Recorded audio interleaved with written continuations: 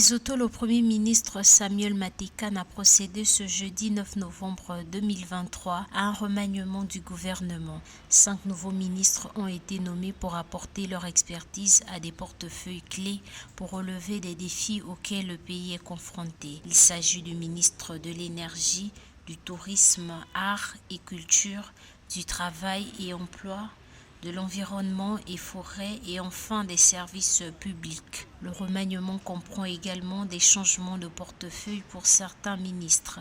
La prestation de serment des 5 nouveaux ministres a eu lieu lors d'une cérémonie présidée par le président de la Cour suprême par intérim.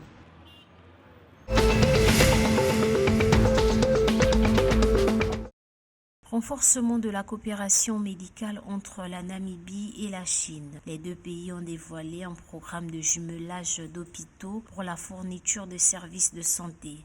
Le mécanisme de coopération hospitalière entre la Chine et la Namibie a été lancé mercredi 8 novembre 2023 à l'hôpital de Walvis Bay, environ 395 km de la capitale namibienne. Dans ce sens, l'hôpital provincial de médecine traditionnelle chinoise de Zhejiang a fait don d'équipements médicaux d'une valeur de 1,7 million de dollars namibiens, environ 55 000 dollars américains.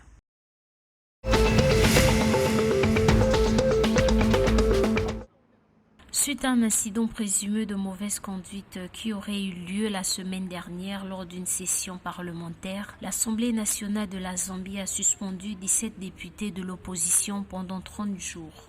La présidente de l'Assemblée nationale, Nelly Mutsi, a décrit cette sanction comme étant une réponse à un comportement non parlementaire et à une violation du décorum et de l'intégrité de la Chambre. Les actions des législateurs ont été largement considérées comme une protestation contre le président qui leur aurait refusé la possibilité de s'exprimer.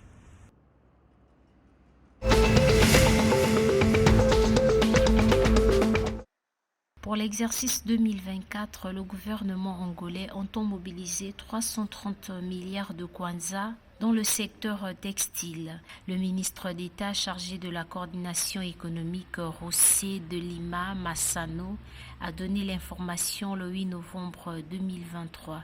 Ce financement record vise à dynamiser le secteur. Le gouvernement a souligné que cette valeur apportera des avantages et des facilités pour augmenter la production ainsi que pour garantir l'intégration et la production du coton.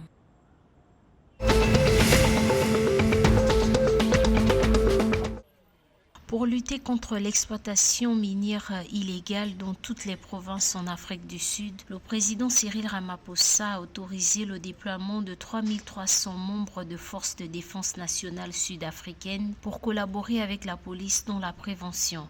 Selon le communiqué de la présidence, l'armée sud-africaine mène, en collaboration avec la police, une opération anticriminalité intensifiée contre l'exploitation minière illégale dans toutes les provinces du 28 octobre au 28 avril 2024. Les dépenses attendues pour ce déploiement s'élèvent à plus de 492 millions de rands, environ 27 millions de dollars.